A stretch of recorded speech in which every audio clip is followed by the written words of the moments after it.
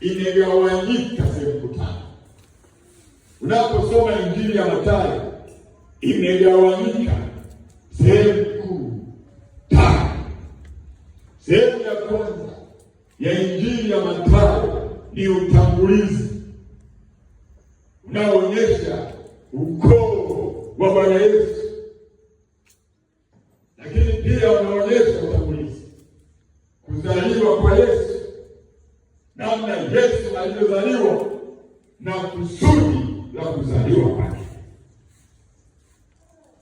Lakini pia ule utangulizi wa Injili ya Mathayo unaeleza pia kazi ambayo alifanya Yohana kama mtangulizi kabla Yesu hajazaliwa. Jamani, haleluya! Na jambo lingine kwenye utangulizi linaonyesha maisha ya Yesu aliendelea kukua, kuongezeka hata alipoanza huduma yake. Maandiko yanasema kwenye kitabu cha Mathayo sura ya 4, aliongozwa na Roho. Amen.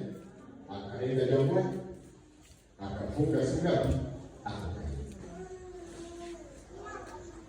Na maandiko yanaeleza jinsi ambavyo Yesu akiwa mlimani, mjaribu alimjia, akatumia mbinu mbalimbali ili amshinde, lakini bado Yesu alimshinda shetani.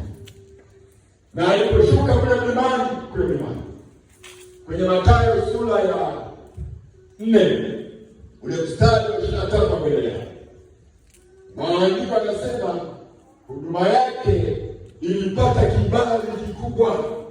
Walikuja watu wenye shida mbalimbali, wenye matatizo mbalimbali, na wote akawaponya. Jina la Bwana Yesu libarikiwe. Sasa sehemu ya kwanza ya Injili ya Mathayo ni hotuba ya mlimani. Injili ya Mathayo sura ya 5 mpaka sura ya 7 ni hotuba ya mlimani. Hii hotuba imejaa mafundisho ya kiroho ambayo